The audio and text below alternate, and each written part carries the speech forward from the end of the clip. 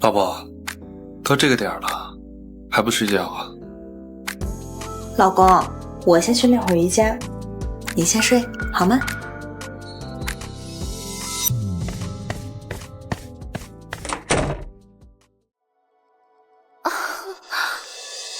自从老婆开始练瑜伽，已经1年没和我同床过了。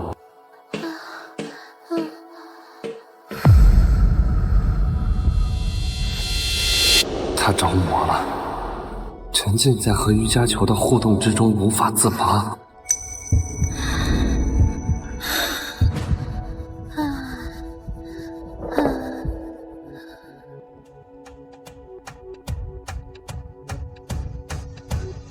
所以，我准备离婚。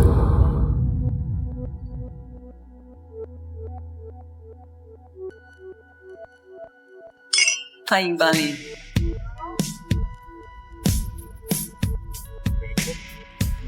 别介，恭喜啊，宋总！谢谢，祝你和陈总纪念日快乐！谢谢大家。什么陈总，我就是一个吃软饭的和倒插门的罢了。哎呀，声音小点儿，一会儿女儿听到该不高兴了。不就是被他宠坏的？这什么时间？现在几点还没来？哼，什么玩意儿？不好意思啊，我来晚了。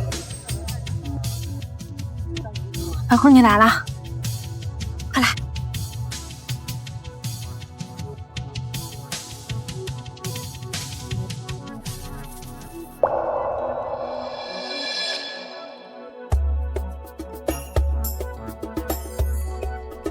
老公，对不起，这阵子我因为工作的原因冷落了你，所以呢，我想在今天这个特别的日子里给你一份惊喜，作为补偿。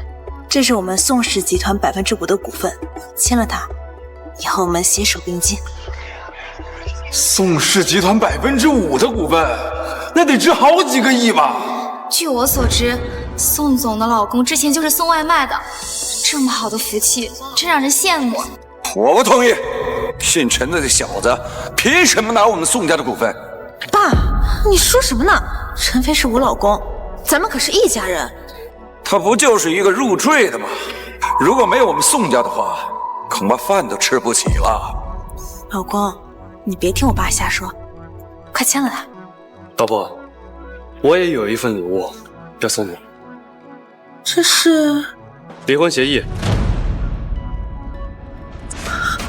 签了吧，你净身出户。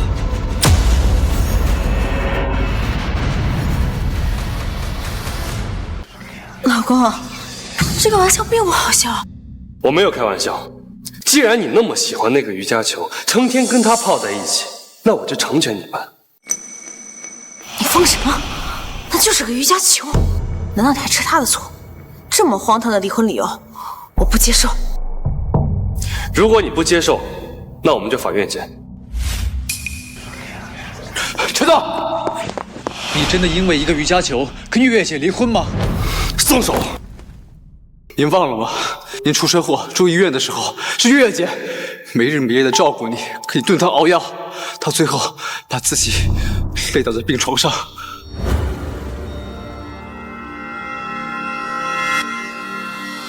那是他自愿的，我没有逼他。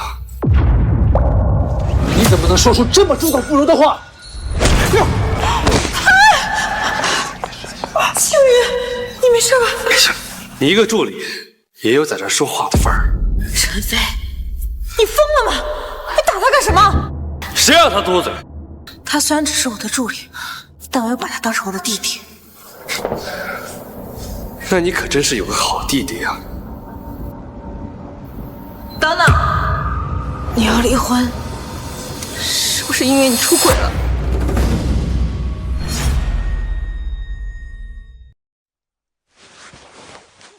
随你怎么想，你要是觉得有，那就有。青雨之前跟我说过，你最近和一个女人走得很近，是不是因为她？你要觉得是，那就是吧。什么？他外面有女人？这么好的日子，犯什么浑啊？姓陈的，你他妈的混蛋！臭小子啊！我们家女儿对你掏心掏肺，还忤逆我，给你股份，你怎么回报她的？滚！给我他妈的滚！离婚协议，你签还是不签？我现在不想看到你。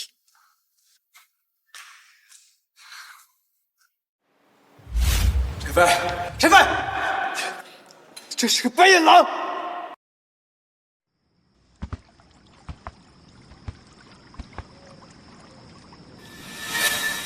和你老婆提了？提了。3天后，我要和宋月对簿公堂，到时候还需要你以律师的身份出面。我要让他净身出户。当然，你想让我做什么，我就做什么。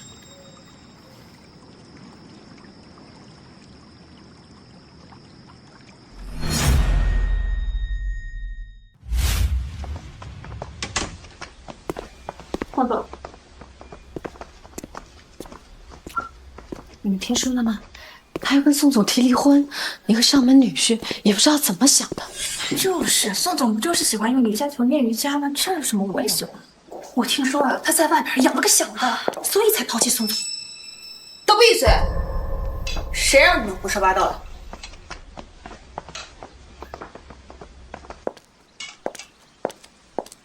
老公，我新买了一条丝袜，巴黎时下最新款，你帮我看一下吧。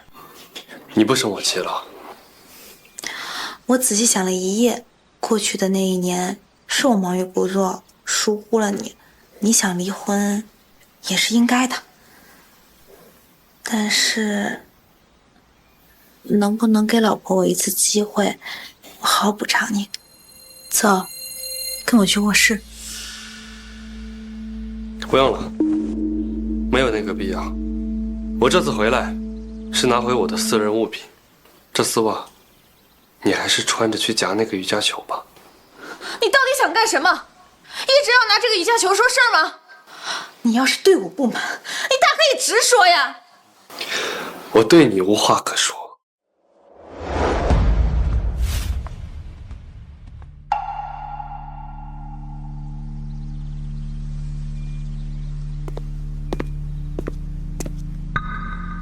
陈总，你回来了。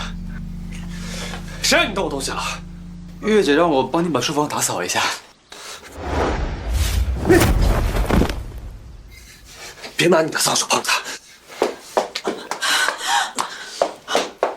秋雨，你没事吧？我没事，我只是不小心碰到了陈总的珍贵物品。陈飞，你对我有渊源，我能理解，但庆雨是无辜的呀，你为什么要迁怒于他？我让他帮我了吗？没经过我的允许，就擅自动我的私人物品，我没抽他就已经不错了。你怎么现在变成这样了？你让我感觉好陌生啊！我一直都是这个样子。你为什么要这样对我？我到底做错了什么？啊，你是不喜欢那个瑜伽球吗？那我把它扔了，我以后再也不练瑜伽了，可不可以？没那个必要了，我已经不爱你了。你想练什么练什么。陈飞，你个王八蛋！月姐，他已经无药可救了，没必要跟他废话了。陈飞，你竟然如此冷漠无情。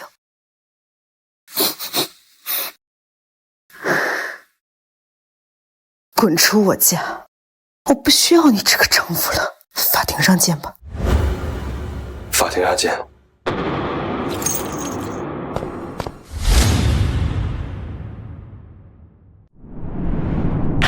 请原告进行诉讼陈述。由于被告方婚内出轨，我方要求被告方净身出户，且赔偿精神损失。陈飞，你混蛋！我没有婚内出轨。审判长，我自结婚以来就一直安分守己，我一直努力工作，想让我丈夫拥有更好的生活。我所有的生活行踪，大家都可以为我证明的。是他想借着离婚的由头夺取我宋家的资产。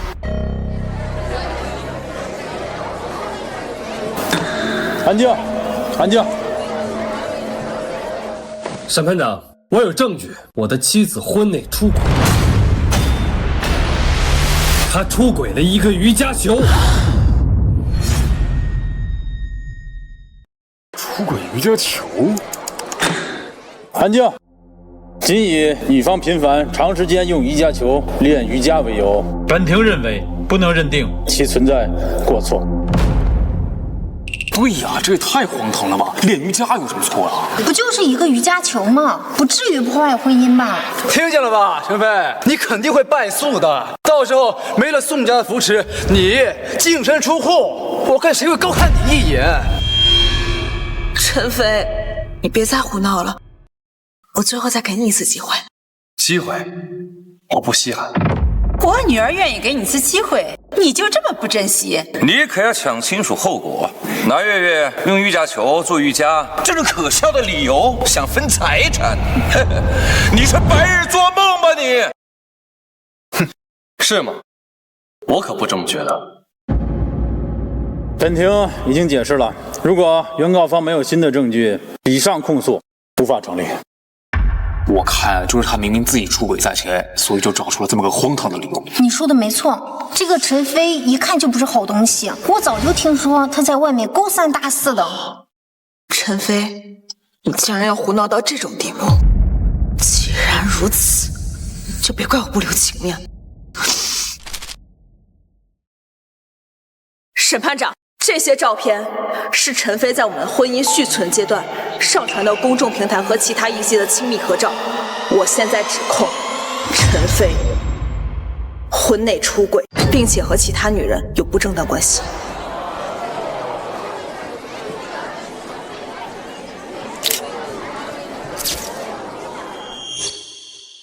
刚刚女方提交了原告方与异性的亲密照片，原告方如果不能证明自己的清白，那么本庭只能依据事实判你为过错方，你将净身出户。我证明不了。那本庭宣布，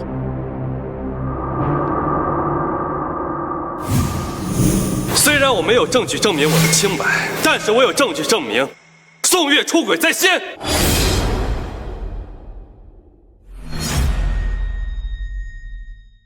宋月出轨在先。陈飞，你不要这样抓贼啊！我不许你这么污蔑我女儿！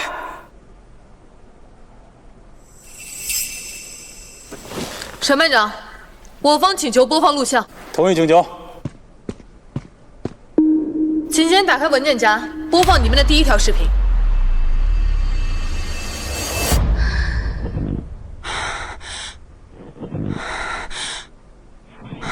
这个动作确实有点妖娆。这就是正常的瑜伽动作，心脏的人看什么都脏。别急，还有。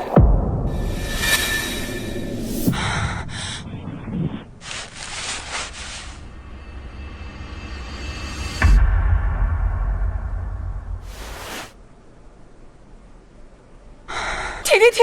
不要放了！不要放了！这什么癖好啊！宋月居然偷偷的和瑜伽球做这种事儿。他正在和瑜伽球亲热，确实有点诡异哦。月，你到底要做什么呢？你这……陈飞，你偷拍我！这什么证据啊？你知道偷拍属于违法的吗？在法庭上面放，要让月姐难堪是吧？为了财产不择手段，你做什么男人？女儿不哭啊，有爸妈在，一定给你撑腰。别人都说一日夫妻百日恩，你倒好，要这么污蔑我女儿，我女儿以后还怎么见人呢？你真是个混蛋！肃静，大家别急，这只是第一个文件，请审判长打开第二个视频。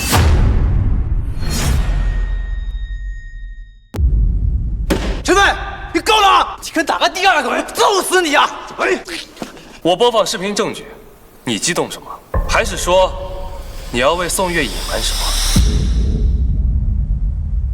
你这不是证据，你违法的，你偷拍，有这么欺负人的吗？那刚刚宋月的表情，你怎么解释啊？你真是一个吃软饭的混蛋！你到底知不知道月姐工作有多辛苦啊？她那么大一家公司，在长期的操劳压力下面，精神状态早就已经不正常了。被确诊了，重度抑郁。原来如此啊！抑郁症患者做什么都说得通。当初我产后抑郁的时候，每次上完厕所都要抱着马桶痛哭呢。软饭人真该死！你不体恤重度抑郁症的老婆就算了，还在法庭上放这种东西，你还有人性吗？原来是因为抑郁症。什么人？这个白眼狼不仅出轨，还私自录下我女儿的隐私，请您一定判他坐牢。最好把这个偷拍狂抓起来。谁说我这是偷拍？我在自己家里安装防盗监控，有什么问题？就算不是偷拍，那你也别浪费大家时间了。不管怎么样，这些视频不能作为证据。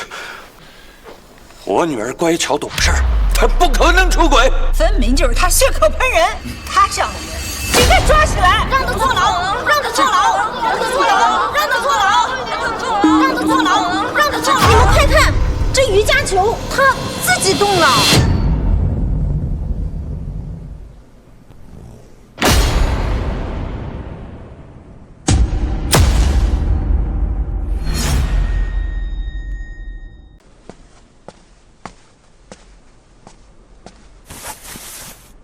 亲爱的，你又调皮了。我先去洗澡，你自己玩会儿哈。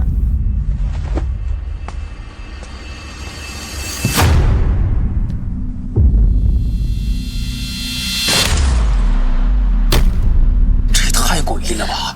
这瑜伽球自己还能动，像个人似的，难道里面藏个人？难道陈飞说的是真的？宋月的出轨了，而且就是和这个瑜伽球。瑜伽球就这么大，难道你们藏的是武大郎？月月，这到底怎么回事啊？你跟妈说实话，这球里面它有没有藏人？没有藏人。妈，你们怎么不相信我呢？在场所有人都看到了，很明显这瑜伽球有问题，请对方当事人不要逃避了，如实回答问题。丫头，你为什么不说实话？难道有什么难言之隐吗？对，月月姐一向洁身自好，绝对不会干这种出格的事情。她一定是有自己的苦衷的，你们不要再逼问她了。苦衷？这是法庭之上，讲究证据。现在视频就摆在这里，宋月出轨的事实不容置疑。难道你还想继续编造什么谎言，欺骗大家吗？我没有，我里面没有藏人啊！再说，这怎么可能会藏人？我想藏人也藏不了啊！它就是一个普通的瑜伽球，哪怕就像你所说的，它可能是一个矮小的侏儒，那我到底要怎么把它藏进去？我从哪里把它塞进去呢？有道理啊，这是个球啊，人怎么可能藏不进去呢？依我看呀，这视频就是 AI 合成的。难道这瑜伽球内另有玄机？我不需要知道瑜伽球到底是怎么藏人的，我只知道铁证如山，你就是出轨了。到底要我说多少遍？我没有说过，我没有。没有？那我那一晚上听到的、看到的又是什么？航班临时改到明天早上，我现在回家了。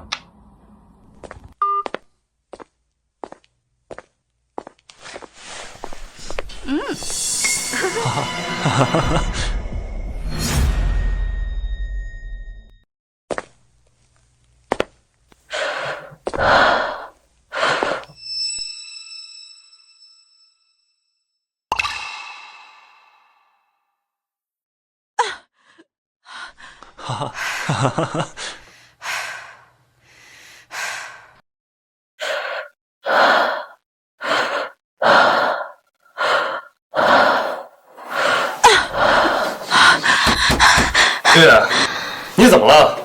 快开门！老公，你怎么在家呀？不是说出差去了吗？我航班改到明天早上。刚才你在干什么？我听到你在叫。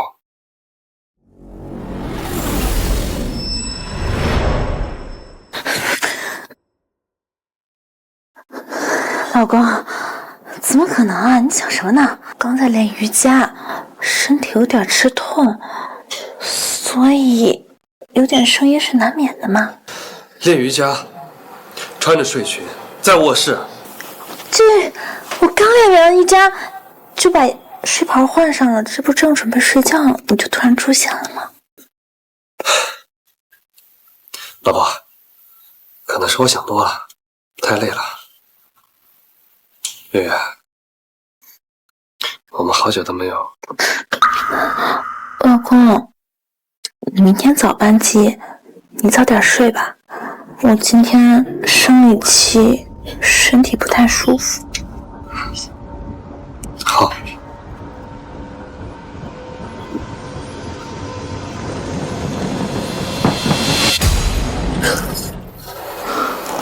月月，你房间是不是还有人？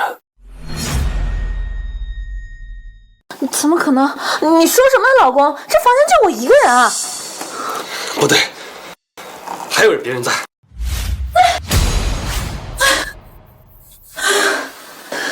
你看，我就说没有人吧。我都说了，我今天身体不舒服，你还要疑神疑鬼的，打扰我休息。他怎么会在床上？因为啊，我要练一个比较特殊的瑜伽动作，这个瑜伽球呀，就得放到高处。我刚才看到他动了。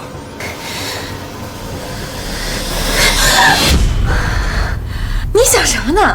怎么可能？别胡思乱想。我刚刚开了空调，这风一吹，动一动也正常。是吗？是呀，老公。哎，你就别胡思乱想了，是不是这几天压力大了？那你赶紧回去早点休息吧。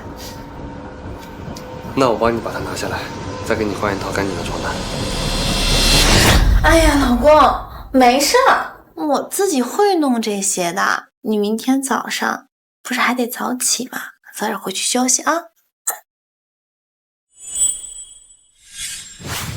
我当时信了你的话，还真以为是我自己想多了。但是我现在想起来，并不是我疑神疑鬼，那个瑜伽球它就是有问题。那都是半年前的事情了，你肯定是记错了。这就是一个再普通不过的瑜伽球了。普通的瑜伽球会自己动，会跳，甚至会出现掌印吗？普通的瑜伽球会自己动，会跳，甚至会出现掌印吗？我天哪，这太邪乎了吧！看宋月也不像撒谎，不会真见鬼了吧？说不定这宋月还真是被什么不干净的东西给缠上了，这行为才这么古怪。法庭是神圣庄严的场所，我们要尊重科学和法律，杜绝封建迷信。宋月，你需要告知本庭，这个瑜伽球里究竟藏的是什么？审判长，瑜伽球里面有什么东西根本就不重要，您千万不要被陈飞带飞了节奏，让他在这里胡言乱语，扰乱法庭秩序。女方家属，我看扰乱法庭秩序的人是你们吧？审判长的问题你们如实回答就行了，居然还敢质疑审判长的做法！狐狸精，要你多嘴！就是你跟陈飞串通好了，污蔑我月月姐。安静，这里是法庭，女方家属请注意你的说话方式，否则将以蔑视法庭罪处理。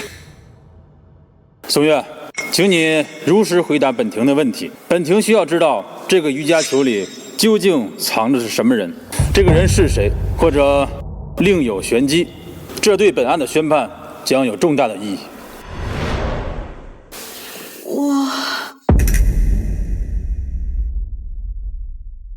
审判长，请你相信我，这真的只是一个普通的瑜伽球而已。看来宋女士还是不愿意坦白，不过没关系，你的瑜伽球我已经带到法庭上来了。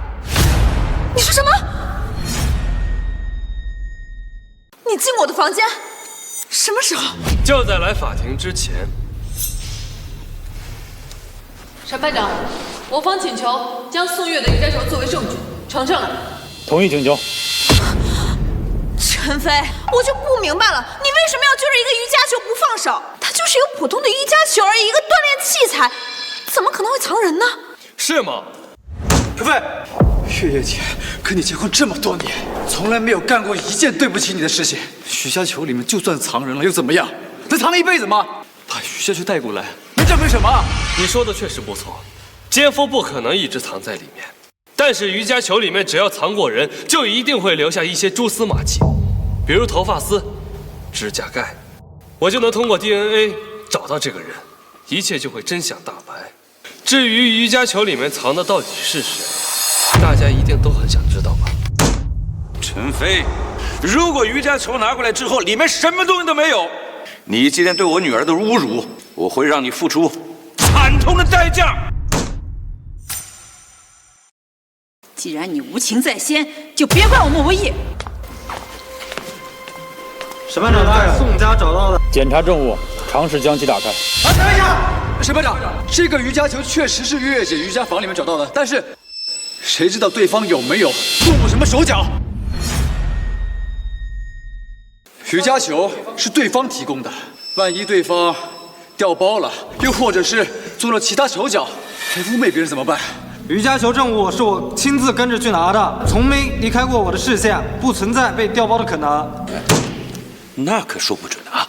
这个白眼狼一直诽谤我女儿，说不定又是他谋划的阴谋呢。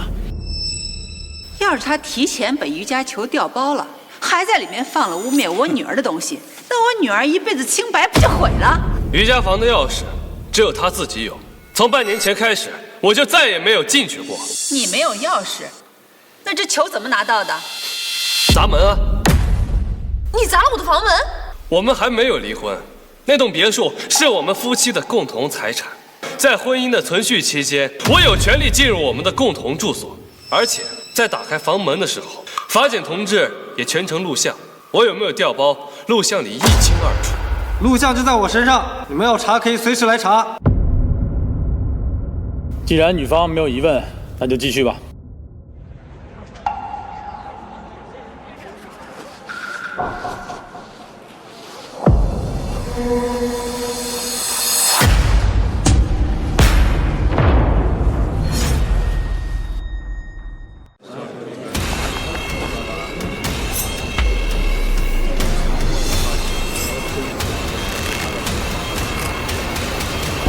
审判长大人，我找了一下这个球，目前的话只发现有一个气孔，气孔是无法打开，无法探寻其内部。看见了吧？这就是一个普通的瑜伽球。你告诉我，人是怎么从这一个气孔里面钻进去的？对呀，何况是人，连个小小的苍蝇都没办法飞进去。审判长，我请求让人用刀把它划开，一定能发现什么。陈飞，你不觉得自己可笑至极了？事到如今，你不觉得自己有一点错是不是？你不觉得自己好像一个跳梁小丑吗？之前还信誓旦旦的，现在结果就这。这自始至终难道都是陈飞自导自演的一出闹剧？真是白瞎了我们的时间。审判长，我方申请强行破开瑜伽球。审判长，对方在故意拖延时间，对方没有资格随意破坏月姐的私人财产。对于宋女士一切的损失，由我一力承担。打开瑜伽球。审判长，我不同意。请安静。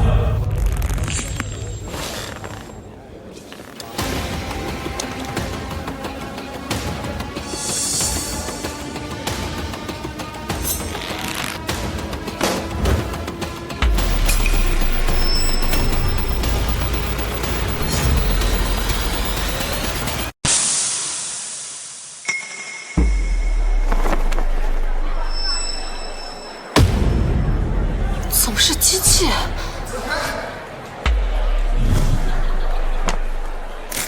电线？难道这瑜伽球是电动的？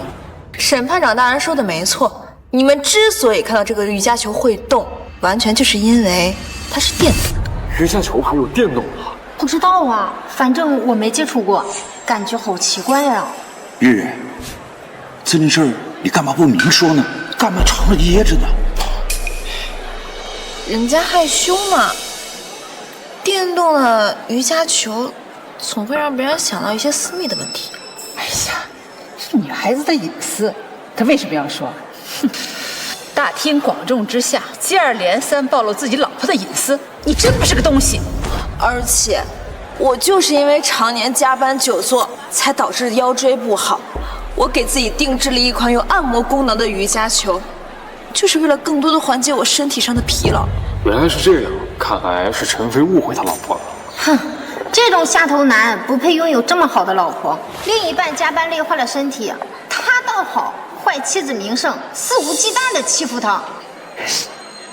好孩子，爸妈让你受委屈了。我应该竭力阻挡你和这个畜生在一起，免得现在受这么多苦。徐家球里面的东西你也看到了，这下你还有什么好说的？证据已经摆在面前了，你还有什么好说的？陈飞处心积虑地诽谤我女儿，为的是多分一些钱，他可是一个恶徒，必须要严惩。一定要让这个白眼狼牢底坐穿。陈飞这种人背叛自己老婆不说，还恶人先告状说宋月出轨，真不是东西。宋月这么好的姑娘，碰上这么一个人渣，一辈子都毁了，千万不能放过她。对，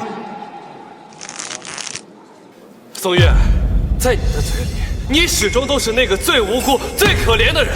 你真把别人当傻子啊！刚才我就觉得有什么不对劲，原来调包他的人不是我，是你。你少在这里颠倒黑白，别想狡辩，没有用。我有证据。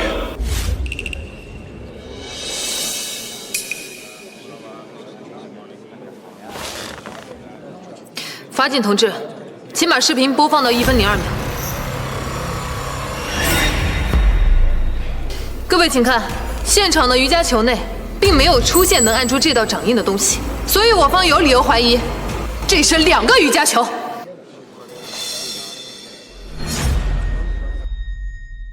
法警同志，请将瑜伽球内的东西展现给大家看。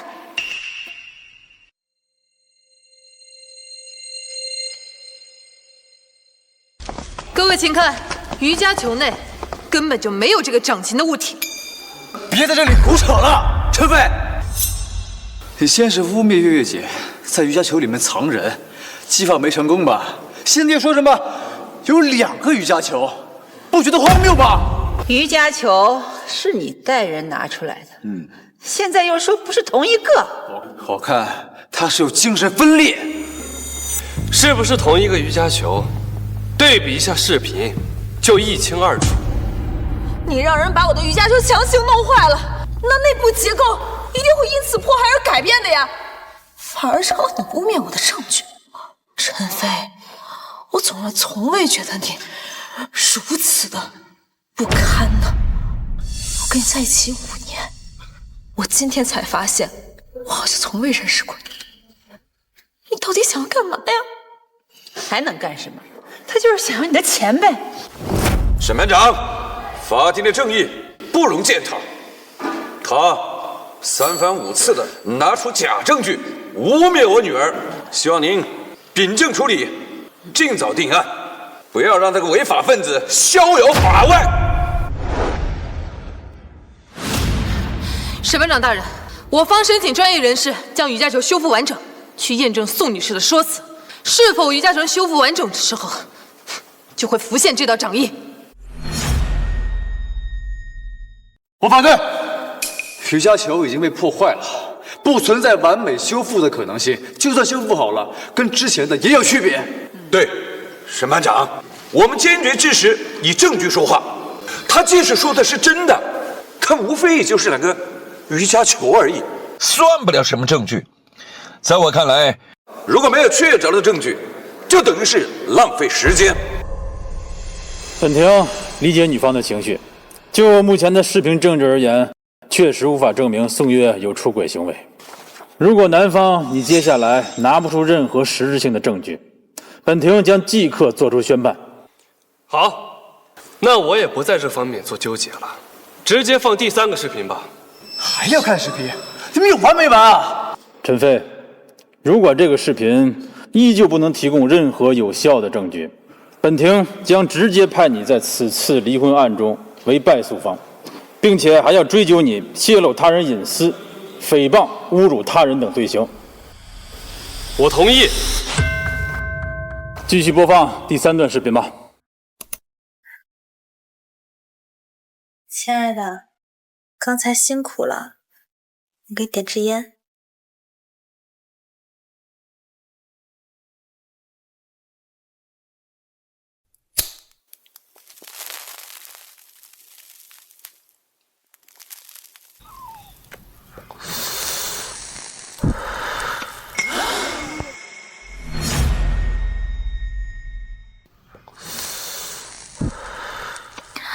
哎呀，亲爱的，刚刚都怪我让你累着了，你抽完烟赶紧休息去吧。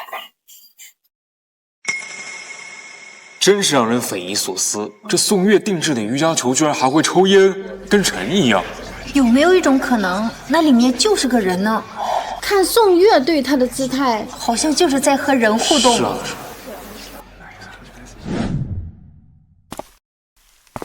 就这一堆破烂，还会抽烟，还能吐烟圈啊！他辛苦了，都是你不好，累着他了。你们到底做了什么？事到如今，你还想狡辩吗？陈飞，你叫什么叫？谁是你的？谁有理是吗？我早就说过了，月姐有重度精神抑郁症，她干什么都不奇怪。这是我从国外定制的硅胶瑜伽球，这个东西中空本来就是设计的透气的，我只是在孔里面插了支烟而已，这只是我抑郁症的一个奇怪癖好而已。是你故意剪辑了视频，让这个正常的动作看起来像有人在抽烟一样。那我问你，你口中的那个工厂是哪家公司啊？既然这么高科技，那他们公司一定很有名吧？这家公司有一个比较机密的项目，它涉及到一个军事化技术，我不能给你透露一个公司的消息的。是吗？一个做瑜伽球的公司，还能涉及到军事级别的技术，是我孤陋寡闻了？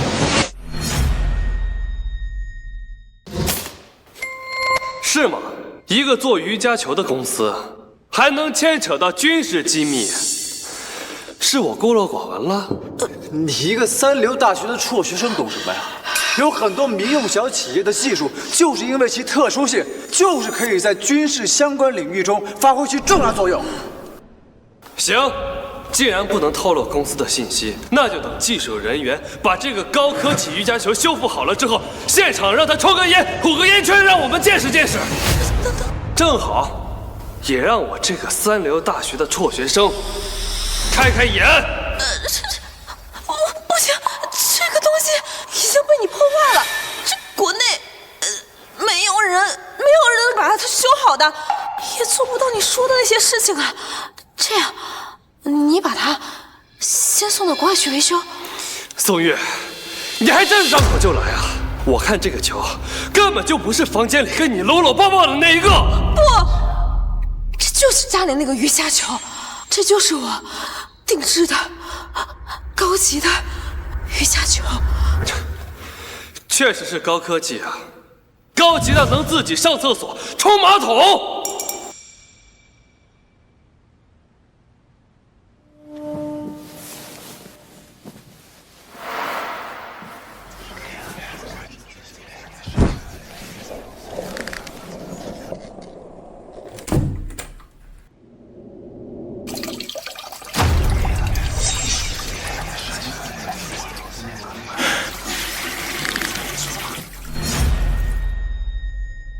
一个瑜伽球可以自己上厕所、冲马桶，我真是闻所未闻啊！门，这个卫生间的门关上的，你们谁也没有亲眼看到他在上厕所吧？啊？哦对，当时只是恰巧有个人在上厕所罢了。是碰巧有个人在房间里面，还是那个人就是在瑜伽球里面？你，哎，门开了，的确有个人从那个卫生间里走出来了。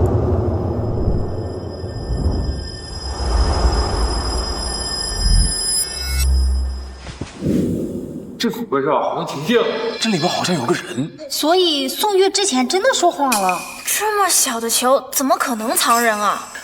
月月，这个人到底是谁？不会真的像他们说的，你抽了？我没有，你别听他们瞎说。你不想说没关系，我来帮你说。虽然监控视频没有拍清楚这个人的脸，但是那个戒指拍得一清二楚，而且今天在现场的人当中，碰巧有一个人就戴着这个戒指。是谁呀？会是谁？居然在现场！到底是谁啊？是谁？他。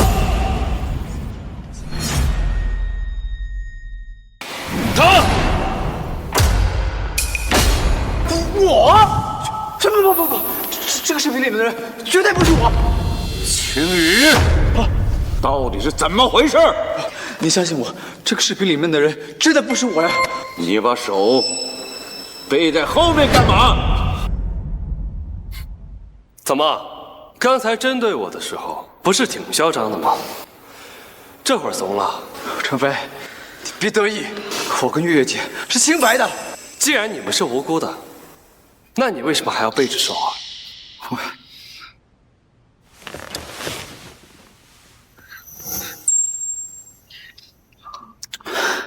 我身正不怕影子斜，有什么不该给的？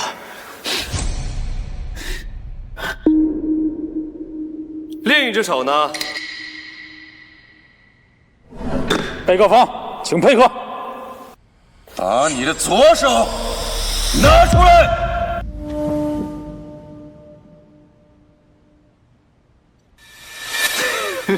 什么都没有。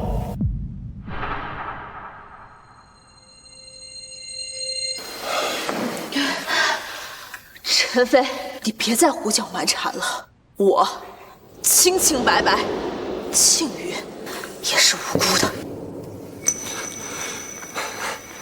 别急啊，大家看他的左手中指，他的左手中指有明显戴过戒指的痕迹，毫无疑问，他把戒指藏起来了。审判长，我申请对他进行搜检。好。我不太方便，不搜了吧？啊，哎，请你配合。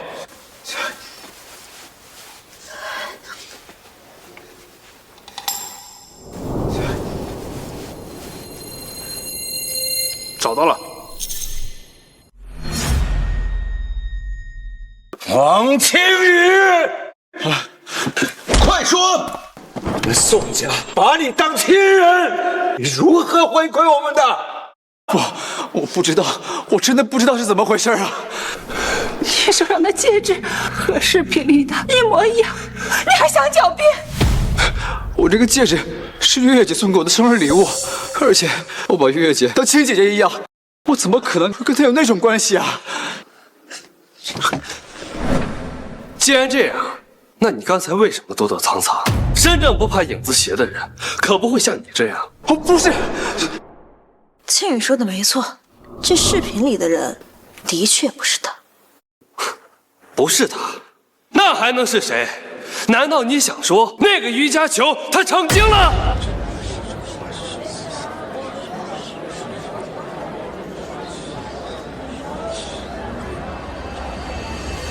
是我。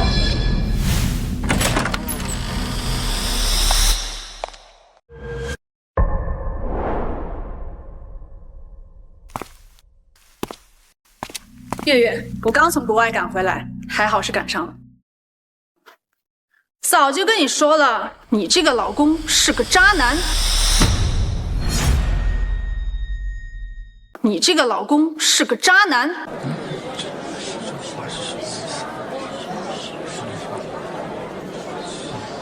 你是女方的人证？是的，审判长大人。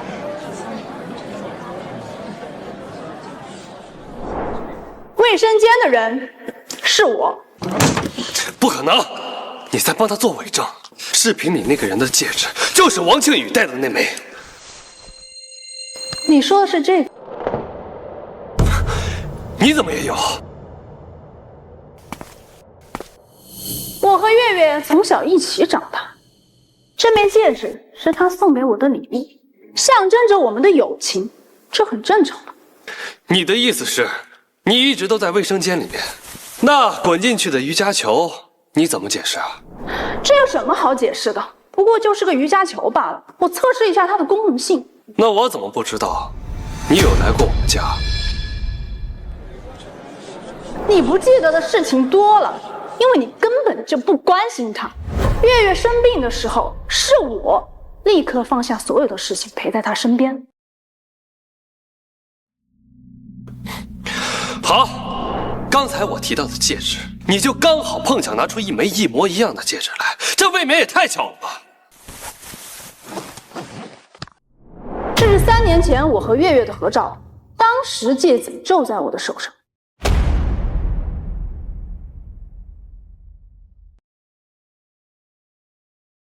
还需要我解释更多吗？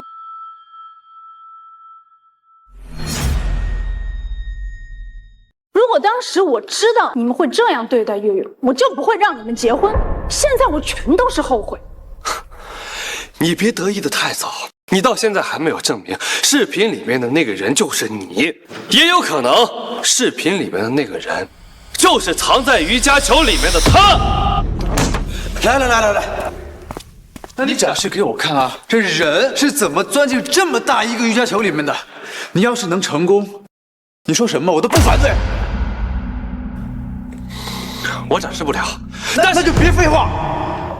你作为月月的丈夫，整天疑神疑鬼的，完全不关心她的身体状况，你还算个男人吗？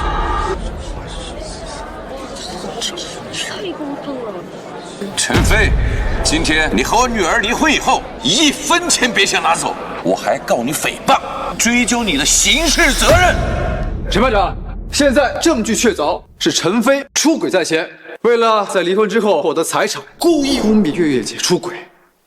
请您千万不要放过这样的人渣。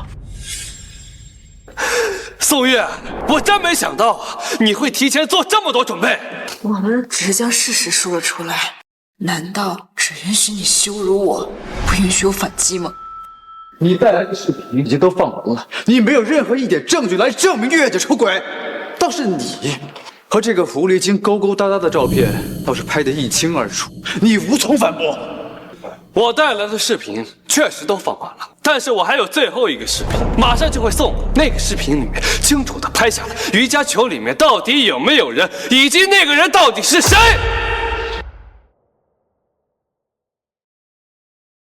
你这么看着我干嘛？反正不是我，那个人就是你。陈飞，你是否要有提交新的视频证据？是的，审判长。因为在开庭之前，宋月提前将他房间里的视频给摧毁。刚刚的3段视频也是我方通过技术手段恢复的。至于最后一个视频，由于恢复难度比较大，刚刚已经恢复好了，正在送过来的路上。你们少编故事了！所谓宋月的出轨，全是污蔑。哦，不对，应该说是幻想。幻想？小慧，你这话是什么意思？因为啊，他脑子有病。反对！对方证人公然侮辱我方当事人。女方证人，请注意你的言辞。这不是侮辱，而是医学事实。陈飞患有严重的精神分裂症和被迫害妄想症，所以他一直幻想宋月出轨。你在胡说什么？我可没有胡说，大家请看，这是陈飞的医学报告，他近半年来一直在精神科就诊，足以证明他精神不正常。半年前，你因车祸脑部受损，至此精神就一直不正常。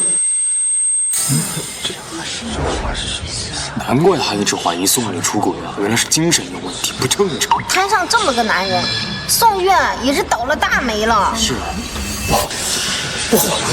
闭嘴！闭嘴！你给我闭嘴！康复以后，他变得多疑、偏执，整天疑神疑鬼，甚至半夜拿着刀在厨房自言自语。让你害我，让你害我，让你害我，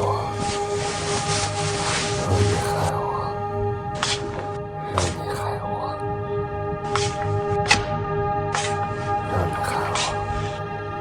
让你害我，让你害我，让你害我，让你害我，你在干什么？让你害我。老公，让你害我！你在干什么呀？为什么不开刀？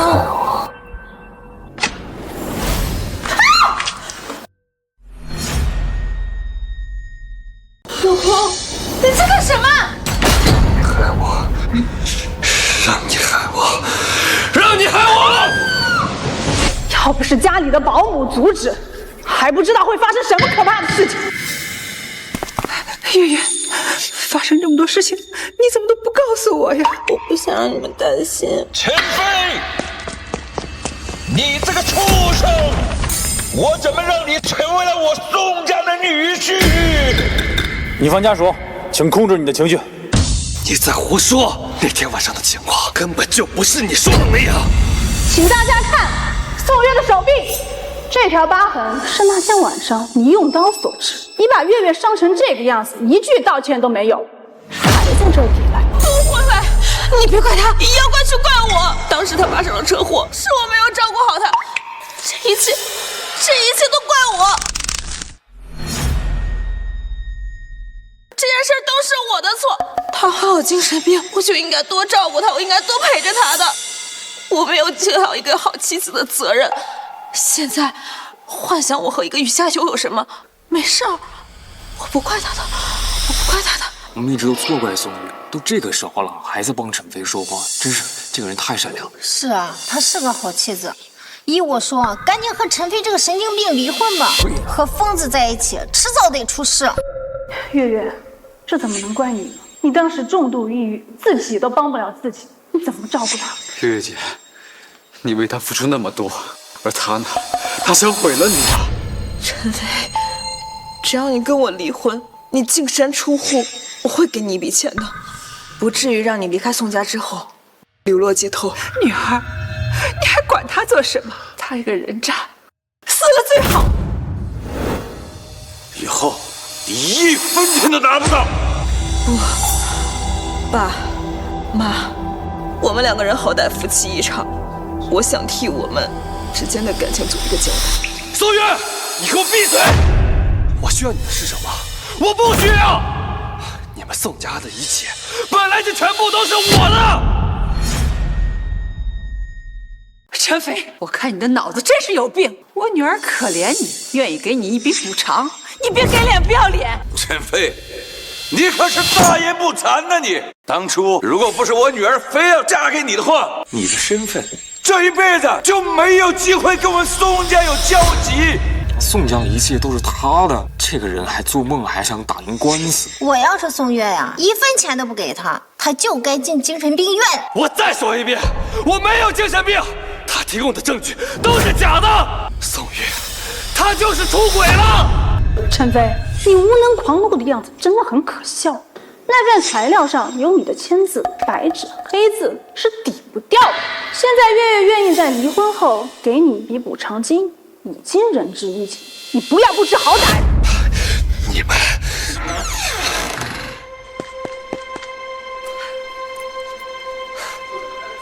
我知道我现在说什么都没有用了，但是我还有最后一个视频，视频里清楚地记录下了于家球的全部秘密。够了，陈飞，你一点都不顾及我们夫妻的情面，是不是？你那几个视频除了能让我难堪，它还有什么意义？沈班长，我方生气，播放关键证据。我们不同意，不同意，不同意，不同意，坚决不同意。肃静。鉴于男方此前的视频证据可信度存疑，本庭驳回此次申请。沈班长，这个 U 盘里的视频能够证明宋月她确实是出轨了。陈飞，你要胡搅蛮缠到什么时候？本庭根据现有证据，已经作出如下判决：全体起立。男方陈飞在婚内与他人存在不正当的关系，破坏婚姻关系，为明显过错方。沈班长，我手机里面有视频证据，只要您看一眼就会明白。沈班长，他们串通一气，宋月他们串通一气，一起做伪证说谎话，只要您看一眼，只要您看一眼。沈班长，月姐，快叫救护车！肃静，肃静，等一下，肃静，肃静。医生，我女儿什么情况？您的女儿是因为压力太大才晕倒的，别的并没有什么大碍，让她注意休息就好了。叔叔阿姨，你们先出去休息吧，我来照顾月月。小慧，辛苦你了。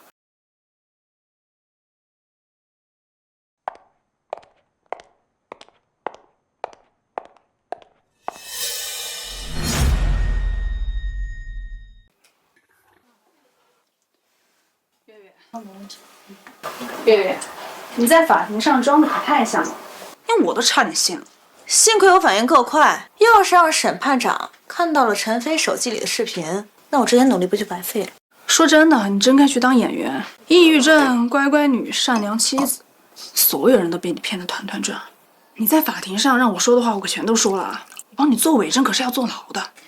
放心，我不会亏待你的。等我和陈飞离婚，拿到了所有财产之前，答应过你给皇家的投资1分也不会少。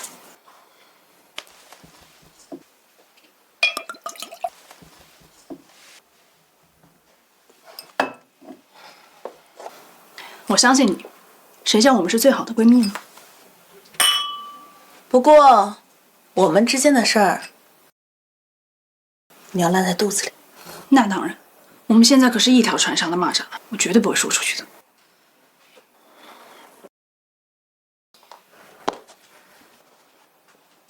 不过我真的很好奇，这个瑜伽球里面到底是谁？慧慧，人怎么可以钻进瑜伽球里面呢？月月，你对我就不要用这套说辞了。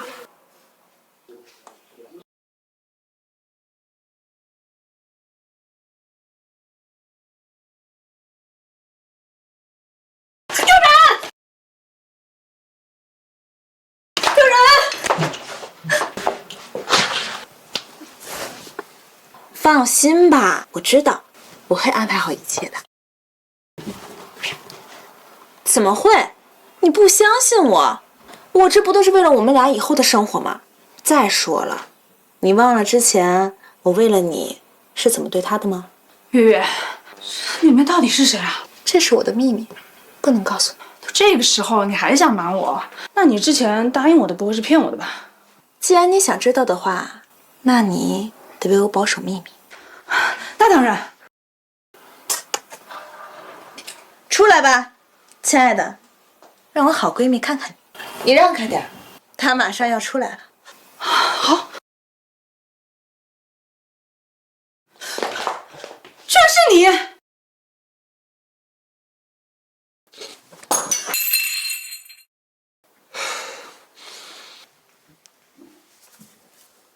生气了，在这喝什么闷酒了？这摔杯子也没用啊！就差一点，那个视频要是早点送到，这场官司我就赢了。现在不也没输吗？这场官司只是终止了，又不是结束了。事情已经发生了，你就不要再耿耿于怀了。你现在要考虑的是大众舆论。现在舆论对我们非常不利，我担心会影响到之后的开庭。像陈飞这种男人太可怕了，要么是真疯了，要么就是装疯逃避责任。不管哪一种，宋月都得赶紧和这种人渣离婚，而且必须要让他净身出户。网上的舆论现在说你精神不正常，还有一些阴谋论说你根本就不是精神病，你就是想利用这样的借口在外面花天酒地罢了。无聊，随他们说好了。舆论已经失控了，3天后就是终审。我们如果还找不到决定性的证据，你净身出户不说，可能还会因为别的罪名被起诉的。别担心，我已经找到新的证据了。我联系了集团的老股东，这些年我帮他们赚了不少钱，他们早就对宋家不满了，现在只缺一个机会，我就能让宋家万劫不复。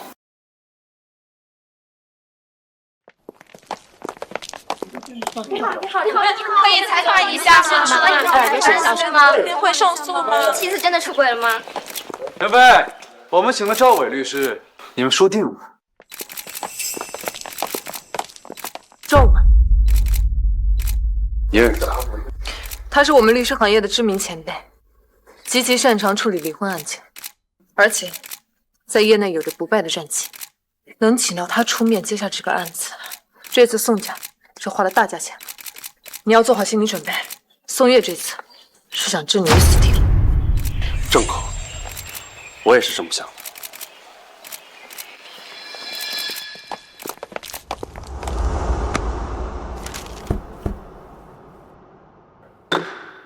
现在开庭。根据上次庭审结果，已经认定陈飞为过错方，所以今日审判长只需要宣判财产分割事宜。尊敬的审判长，我认为我方当事人陈先生和宋女士的离婚案并不是本案重点。本案本就是2个人的离婚案，怎么不是重点？我方当事人陈先生要控告宋女士涉嫌谋杀。你说什么？涉嫌谋杀。徐律师，我看你从事律师职业也有几年了，刑事案件事关重大，必须要有确凿的证据才能立案，不是靠你臆想就能成立的。我当然知道，不过宋月确实谋杀过陈飞，只不过失败了。我可真敢讲啊！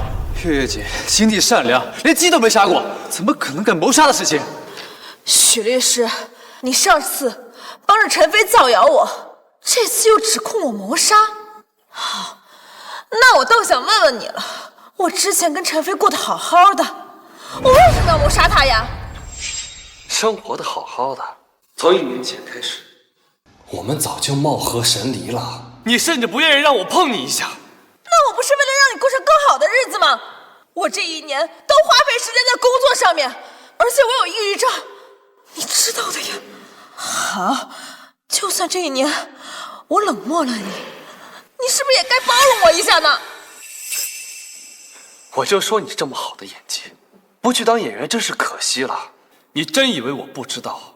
你根本就没有得抑郁症，你一直在装逼。对方当事人，请问你所说的这些有证据吗？还是这些只是你的猜测？我当然有证据。在拿出证据之前，我要先给大家讲个故事。那是半年前，我和宋月的一次约会。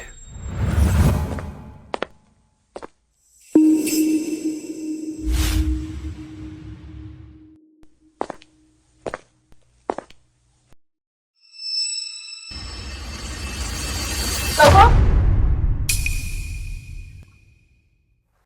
你干什么呢？老婆，你今天真美。好不容易跟亲爱的老公约会一次，自然要穿的特别一点。我今天呢，在云顶酒店订了个包间，咱们好好温存一下。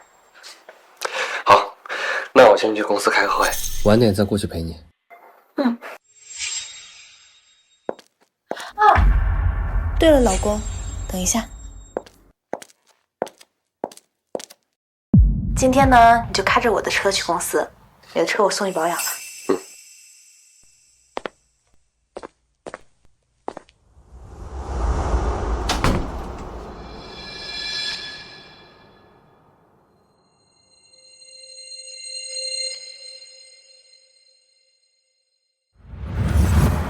我马上到。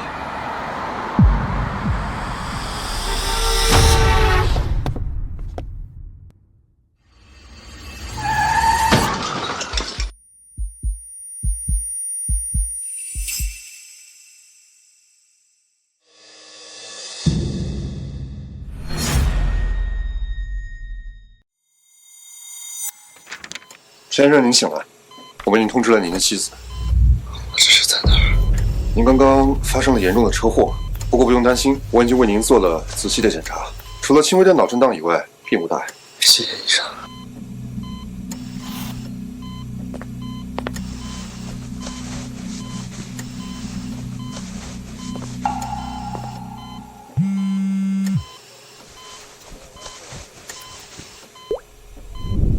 陈先生，这里是修理厂，刚刚是您的车出车祸了吧？车怎么样了？这辆车是全球限量款，无论花多少钱，请您一定把它修好。明白。对了，陈先生，您最近有没有和其他人结仇？你怎么突然这么问？您的这台车刹车系统被人为损坏过。人为损坏？所以您的意思是，我这次车祸是有人想害我？我们只将知道的情况告知您。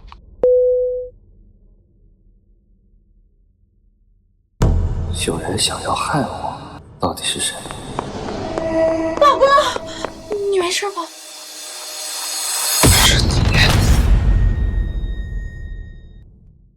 是怀疑我弄坏了你的车，从而觉得我谋杀你。你刚刚只是讲了个故事，并没有实质性的证据。沈班长，如果对方继续以这种虚假的情节来污蔑我的当事人，我将立即当庭提起诽谤诉讼。赵律师，别着急啊，这可不是故事，是我方调查的事实。根据我方调查，半年前，王庆宇曾去过一家名为微风汽修的店铺，他当时开的车正是我方当事人出车祸的这辆。结果2天之后，刹车就出现了问题。王庆宇，你要怎么解释？就算王庆宇去了修车店，和刹车系统出问题，并没有必然的联系，不能作为直接的证据。你要证据？好，审判长，我方申请传唤证人上庭。同意。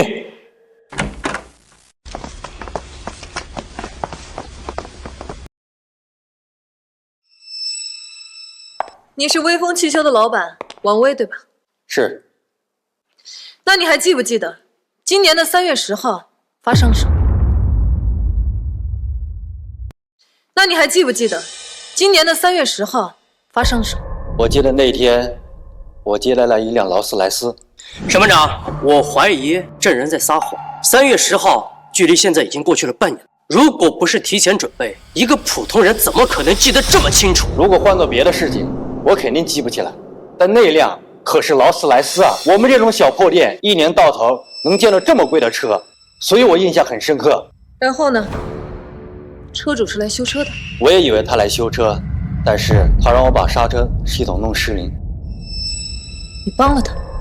没有，我怕出事儿，所以一开始我并没有答应他。但是，他给你钱了？那笔钱可够我修1年的车了，加上当时店里的生意不太好，所以我就答应他了。但是我发誓，我只是对传感系统做了动作，我并没有弄坏刹车系统。那你还记不记得他长什么样子？过了这么久，如果再见到他，我应该能记得。好，那你看看法庭上有没有这个人？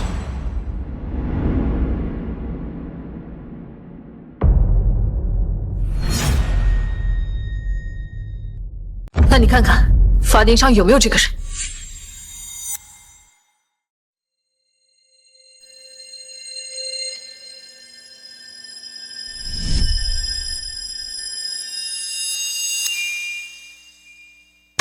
没有。你再仔细看看。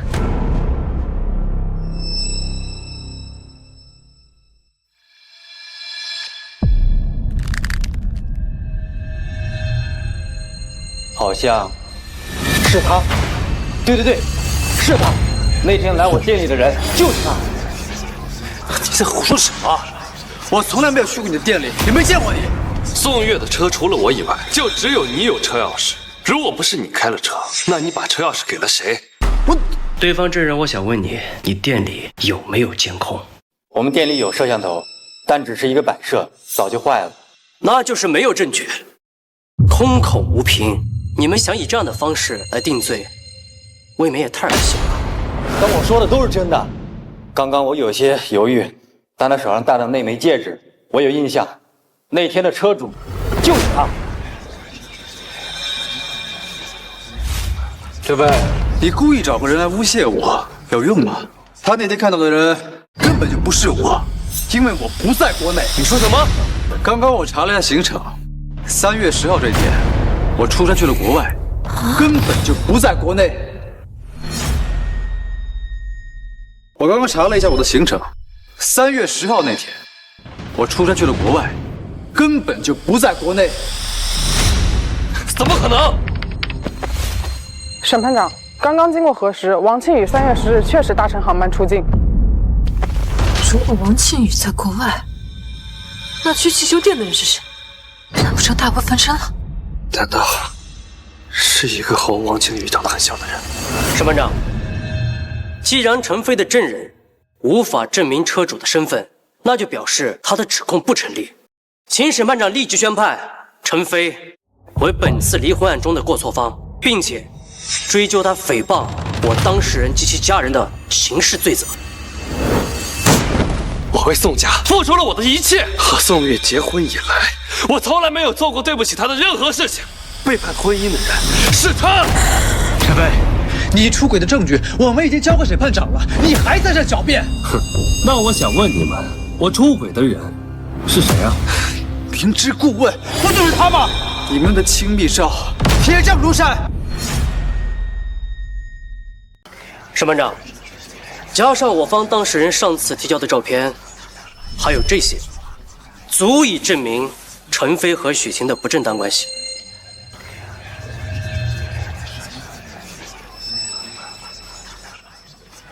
我和一个人走得近，就说明我出轨了。那我问你，宋月，你现在和王清宇坐得这么近，是不是也出轨了？你这是狡辩！审判长，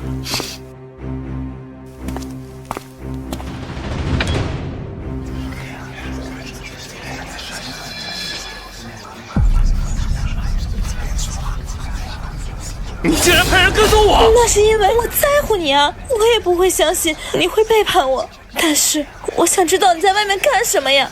我很希望你没有做对不起我的事，可是你……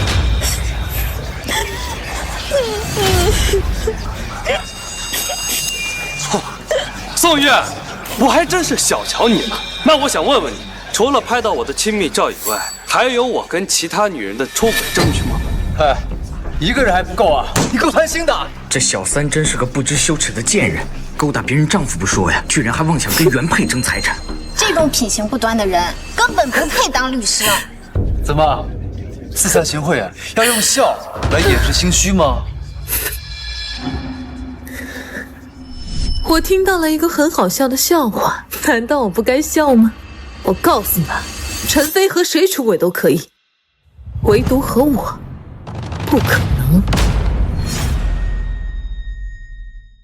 根据大厦法律规定，在婚姻关系中，一方与婚姻外的异性发生情感或性关系，违背夫妻忠实义务者，为过错法。在离婚时，不具备分配夫妻共同财产的权利。证据已经摆在桌面上了，你赖不掉的。像你这种明知对方有家庭的情况下，还要恬不知耻的贴上去的行为，在古代啊，你是要进猪笼的。我真的不是小三。你以为自己傍上一个金主，谁知道陈飞就是个吃软饭的。他是靠着宋家，靠着月月钱，要不然现在他在风里雨里送外卖呢。不要脸的东西！我都跟我哥哥4、5年没见了，亲兄妹拥抱一下，难道犯法吗？啊！你说什么？亲妹妹？兄妹？啊，亲兄妹？没错，我和陈飞是如假包换的亲兄妹，同父同母的那种。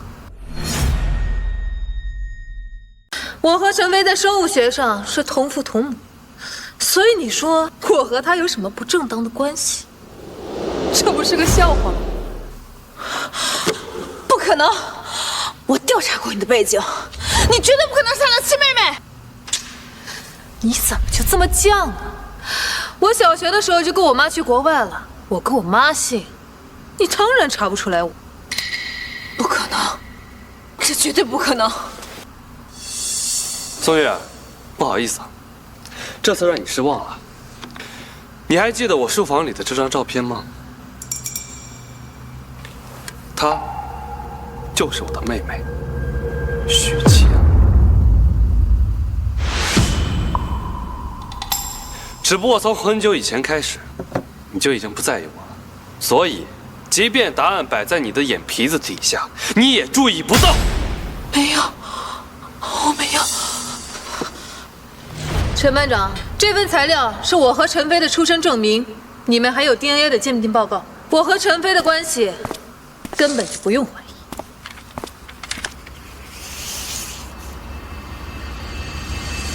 没错，许晴和陈飞确实是亲兄妹。所以，审判长，他们对于我出轨的指控，是不是也不能成立？我和我哥之间的亲密举动，无非就是许久没见的亲兄妹抑制不住的喜悦和思念之情罢了。再正常不过了。这个报告是真的。本庭认为，陈飞和许晴兄妹关系事实清楚，陈飞并不存在婚内出轨行为。邵律师，你别看着呀，反驳他们呀！对方证据确凿，你让我拿什么反驳？宋月，看来我们又回到了同一起跑线了。不，我的复仇现在才开始。请证人孙娟上庭。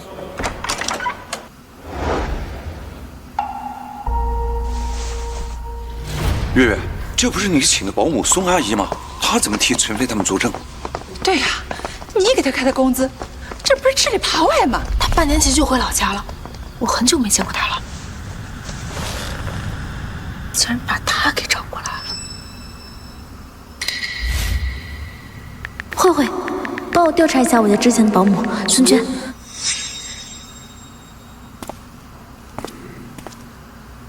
我叫孙娟，以前是在陈先生和宋太太家里做保姆的。我今天是来给陈先生做证人的。孙阿姨，半年前你要回老家的时候，月月姐给了你一大笔钱。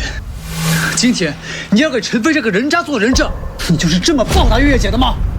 陈先生是好人，太太比不过陈先生。陈飞究竟给了你多少好处？你要这么说话？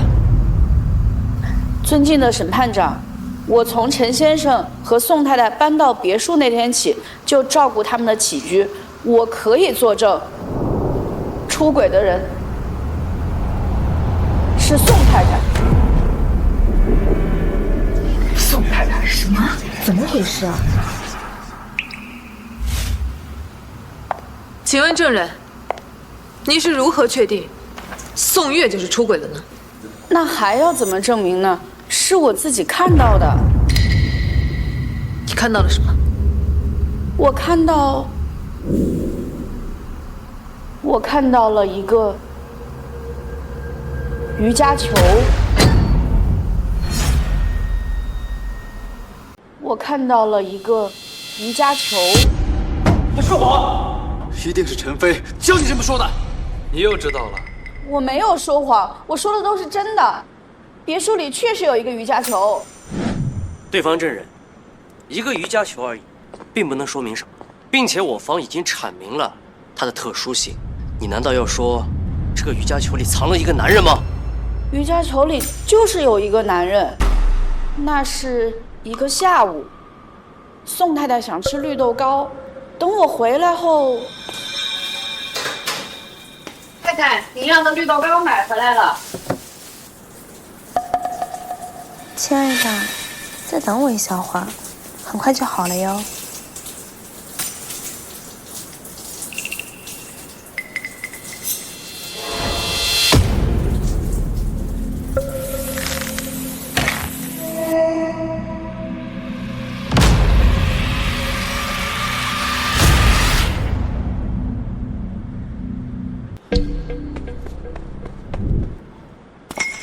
老公，老公，你先去洗澡吧。孙阿姨，你有什么事吗？太太，这是您要的绿豆糕。我刚刚不知道陈先生在家里，不好意思啊，打扰你们了。没事儿，你去吧。等一下，孙阿姨，今天这事儿呢，也挺尴尬的，不要出去乱说哈。太太放心，我不会乱说的。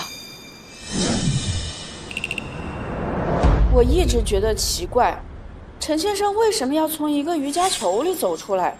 但我又没多想，这毕竟是人家夫妻之间的私事。我以为那天下午就是陈先生，后来我才知道，陈先生都出差好几天了。所以，你并没有看清那个人的长相。没有。那你能证明你刚刚说的都是真的吗？是真的，是我自己看到的。那个男人背后有这么长一条疤。那个男人背后有这么长一条疤。审判长，我认为刚刚对方证人说的只是一面之词，不能作为证据。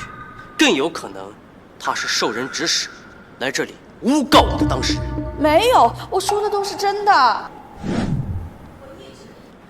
这是我方当事人刚刚收到的信息，孙娟的私人账户收到了2笔巨款，共计52万，而给他转账的人就是陈飞。所以，我方有理由怀疑是孙娟收受了陈飞的钱财，而替陈飞上庭作伪证。不是的，不是这样的。苏阿姨，你跟陈飞串通一气，你知不知道，月姐当时给你的工资是市场价的3倍，你这是忘恩负义！你闭嘴！你根本什么都不知道。当年是陈先生看我做事不错，才要我到别墅当保姆的。这5年来，都是陈先生给我发的工资。这5年来，都是陈先生给我发的工资。女儿，是这样吗？你觉得我在别墅干得好好的，价格还比市场上高了3倍，我为什么要走呢？宋阿姨，我也想知道，为什么？都是他逼的。不会吧？陈先生小的时候和母亲分开的早，他说我很像他的母亲，所以一直对我很照顾。确实有点像。虽然陈先生一直都很照顾我，但是太太她总是百般的刁难我，在家里还经常因为一些小事动手打我。太太，地我刚拖过，有点滑，您小心一点。知道了。哎呀，太太，你没事吧？你怎么干活的？想摔死我是不是？我刚刚已经提醒过您了，但您这……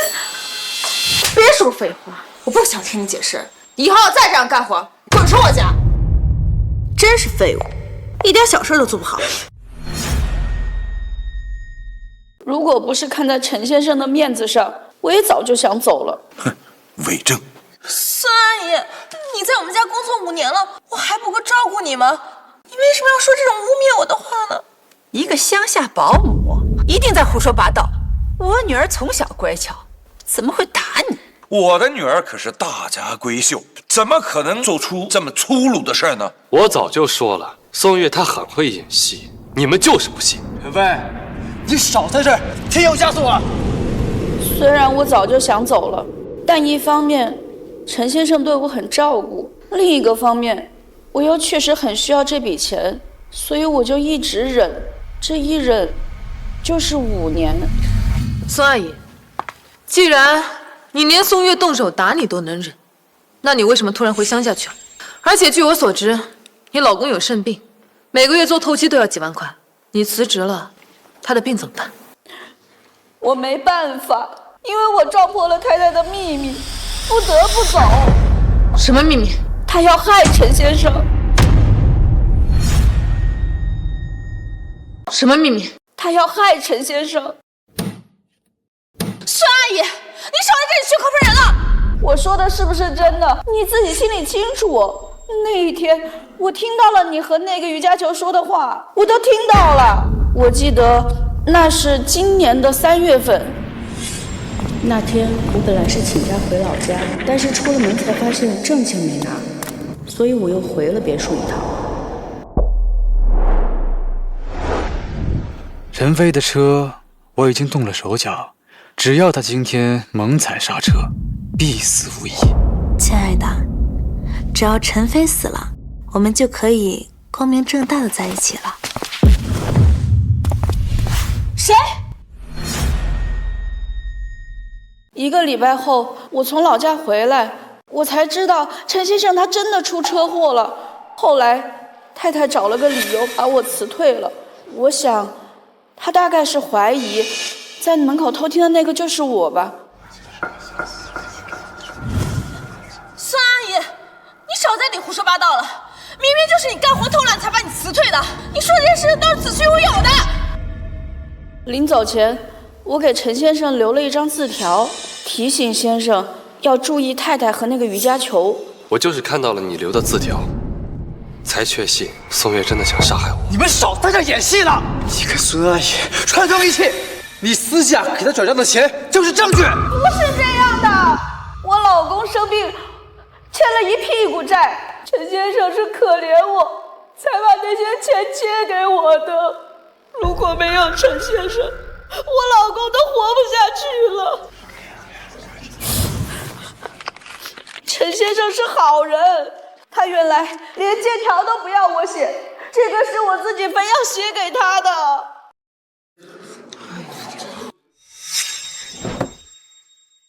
这些都只是从你们嘴里说出来的，光凭这些就想控告我的当事人涉嫌谋杀，根本就无凭无据。他背后的疤痕就是证据。孙阿姨也说了，她看到那个男人的背后有一条长长的疤痕。刚才宋月说那个人是我，那我就让大家看看，那个人到底是不是我。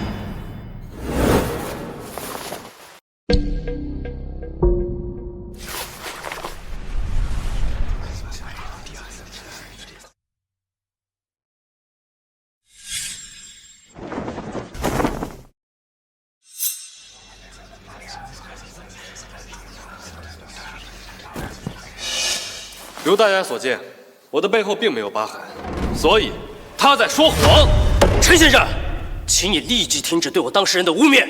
沈班长，对方证人的证词存疑，对于他所说的那一天，我方并未承认。关于这条伤疤，没有讨论下去。赵律师，我方证人已经澄清了和我方当事人之间的关系并无异常。根据法条第66项，他在这个地方为我的当事人作证，合法合规，证词当然也具备法律效益。其实争论来争论去都没有什么意义，就让他掀开自己的衣服，让我们看看他的后背就知道了。你别嚣张啊！我凭什么听你的？怕了？不敢。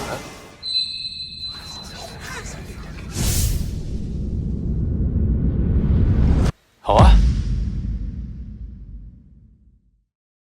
那我今天就证明我自己的清白。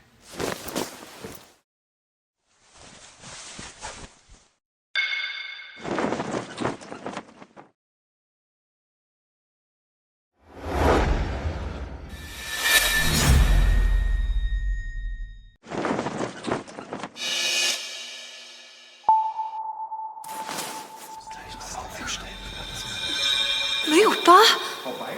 怎么可能？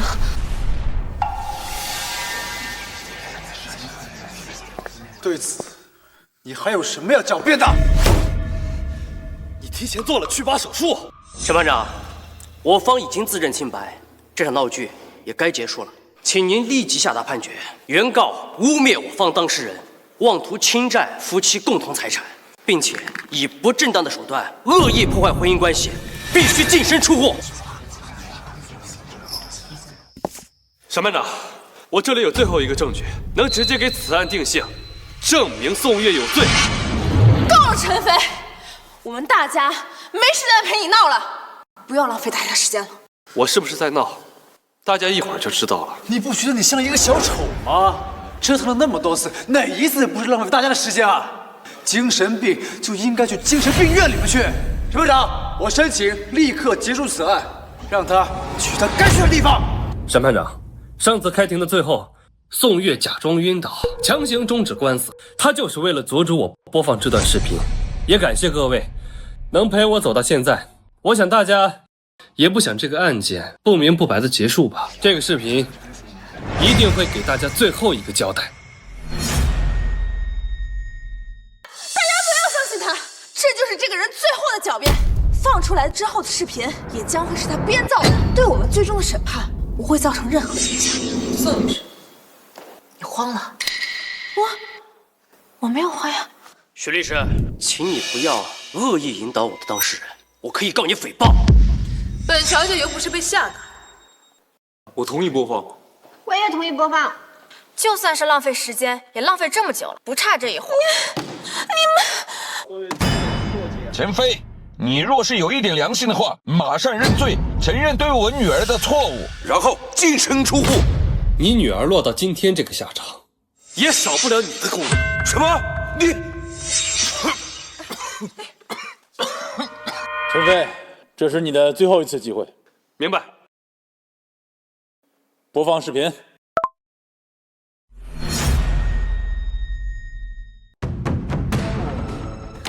这不是之前放过的视频吗？陈飞，你到底想干什么？审判长，我要求停止播放视频。这个视频和上次的不一样，很快就能知道瑜伽球里面藏的人到底是谁。继续播放。亲爱的，在里面太闷了吧？这会儿没人，出来透透气。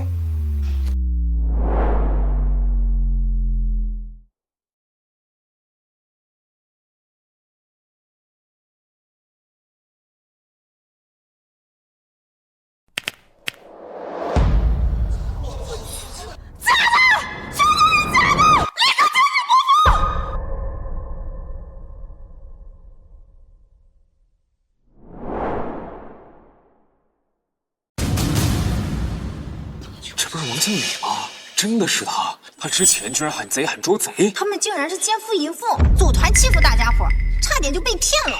藏在瑜伽球里偷情，这是人能干出来的事儿，太贱了。这个不是我，败坏家风，你把我的脸都给丢尽了。你平时那么乖巧，怎么会变成这样子啊？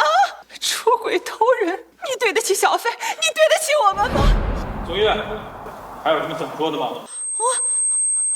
这个是假的。现在这个社会 AI 发展的这么好，做一个这样的假视频不是什么难事儿。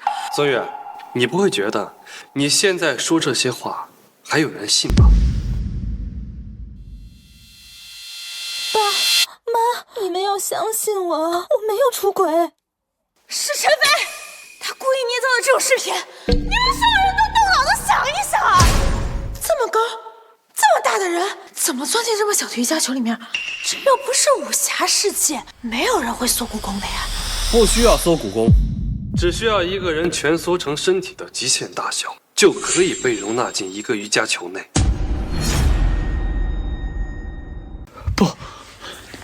不，我做不到的，我没有办法像视频里面那样，把身体全缩成一团，正常人都办不到的。正常人确实做不到，但是宋月的瑜伽动作都是你教的，你作为一个瑜伽大师可以做得到。这都是你的凭空捏造，这一切都是你自以为是的想象，这是假的，这全都是假的。宋月，我早料到你会抵赖，所以我提前把这个视频送去了专业的机构做了鉴定。审判长，这是司法机构对视频做出来的鉴定报告，可以保证视频没有进行后期加工，也绝非 AI 生成，真实有效。鉴定是真的，视频证据有效。你女，家门不幸，家门不幸啊！宋月，小飞那么好一个人，你竟然背叛他，我怎么生出你这个女儿啊？够了！你们两个老的死喊什么喊？不就是离婚吗？不就是分我财产吗？分他一半家产便是。不好意思啊，宋律师，根据我大夏的律法，婚姻存续期间出轨的一方在离婚的时候必须得净身出户，而且我还要追究你企图谋杀我的当事人。将犯罪嫌疑人王清宇和宋月带下去，先调查清楚他们的犯罪事实。陈飞，我杀了你！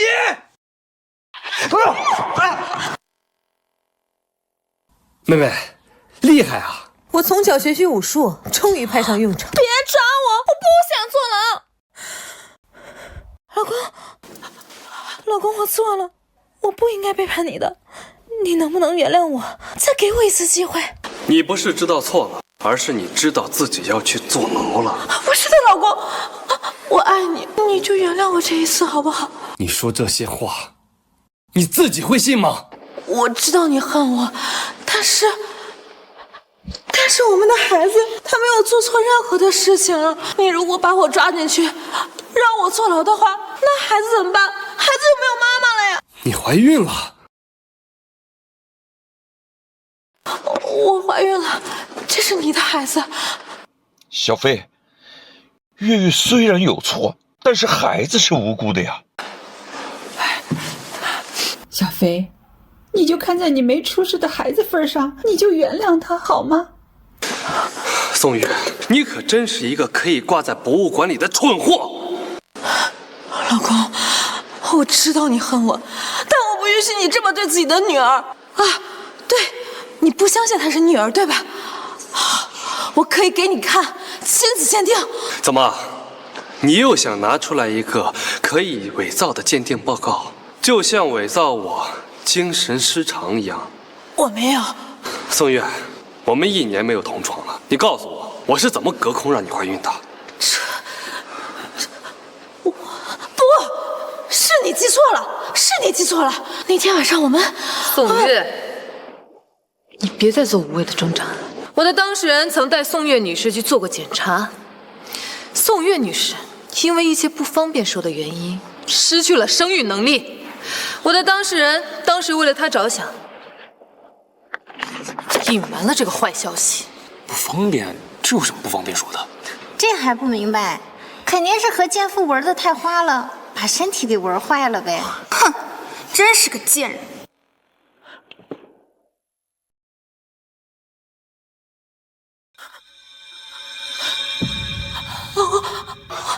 我错了，我不是故意要背叛你，故意要对不起你的，你就原谅我这一次吧，我是太爱你。别说了，宋月，要不是我足够深为，现在我的尸体都没人替我收。你变得太过陌生了，你早就不是我认识的那个宋月了。将嫌疑人带下去。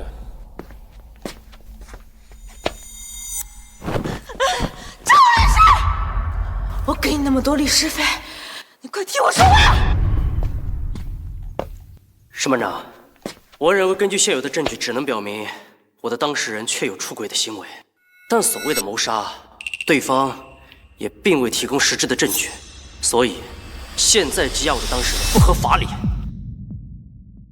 你说的不错，我确实拿不出他谋杀我的证据，但是宋月偷税漏税，擅自将公司的资产转移到海外的个人账户的证据，都在我手上。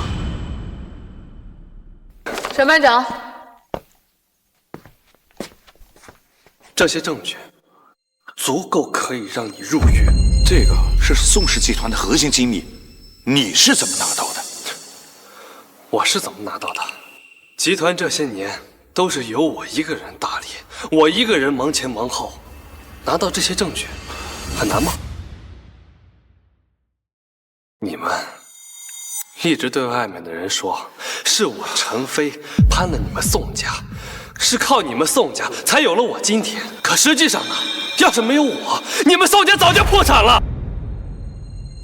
的确，我陈飞之前确实是一个送外卖的，是你们宋家给了我一个机会，可是这份恩情我早就还清了。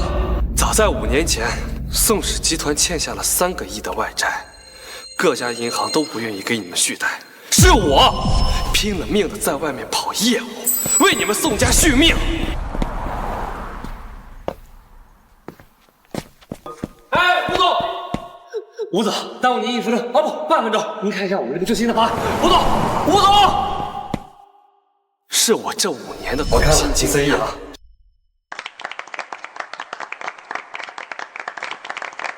让你们宋氏恢复了往日的光荣。你们口口声声说我高攀了宋月，高攀了你们宋家，可实际上呢，宋月只会在办公室里无能狂怒。为什么银行不肯贷款给我们？为什么这个混蛋都要抢我的生意？苏总，吴总答应了我们合作了。真的吗？我看看。果然，只有吴总这样有能力的人才会认可我。太好了！他根本就不知道，让他们起死回生的订单是怎么一笔一笔出现的。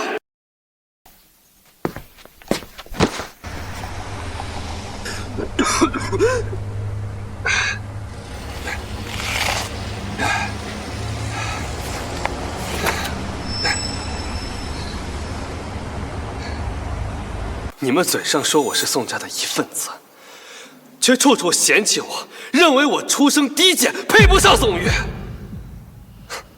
现在回想起来，真是讽刺啊！小飞，不过没关系，我现在要拿回属于我的一切。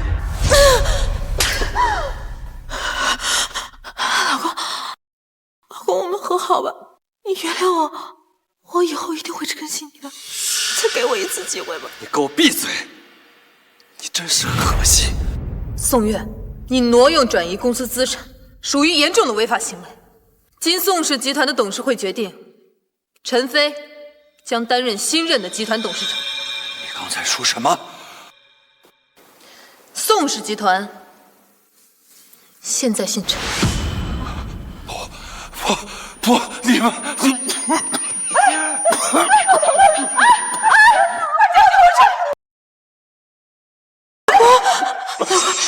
鸡汤我不要了，财产我不要了，我就要一份谅解书，请你原谅我，你原谅我，我不想坐牢。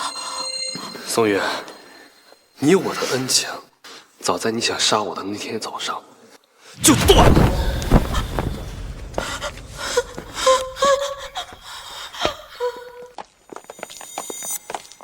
全体起立。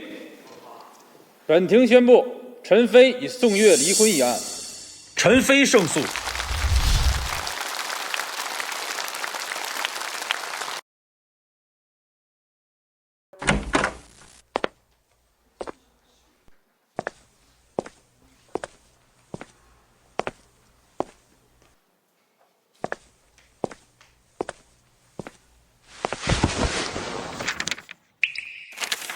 结婚5年，没想到会变成现在这样。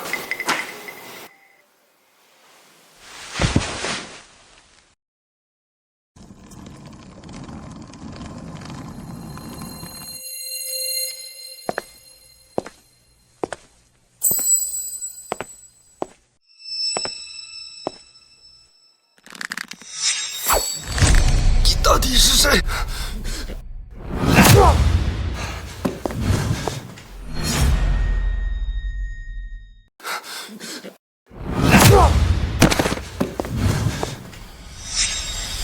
王靖宇，你不是已经被抓进去了吗？我是王庆杰，王靖宇的哥哥。你们是双胞胎？聪明。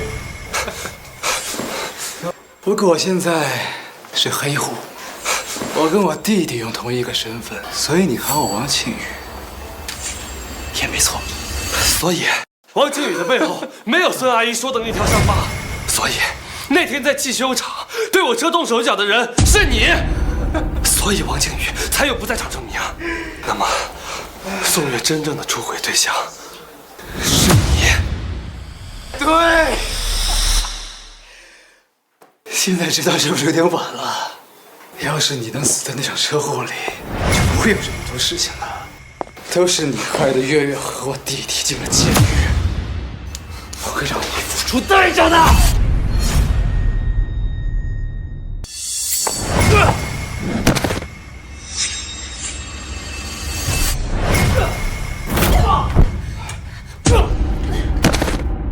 快来人啊！把他带进警局。你没事吧？我没事。小强，你怎么突然来了？我来是想告诉你，替宋月做伪证的那个黄慧被抓进去了，顺便来给你送点吃的。哥，那王靖宇不是被抓了吗？他不是王靖宇，他是王靖宇的哥哥，王庆杰。啊？这些等会儿再说，我饿了，先吃饭。我们不分开了，我们不分开啦。他怎么变成这个样子？他进了监狱之后，接受不了现实，就变成了这个样子，然后就被送来了这里。一个富家千金，为了一个瑜伽球，就这样毁了自己的一辈子，想想真是可惜。法网恢恢，没什么好可惜的。在他背叛我、想要我死的时候，就应该想到会受到法律的制裁。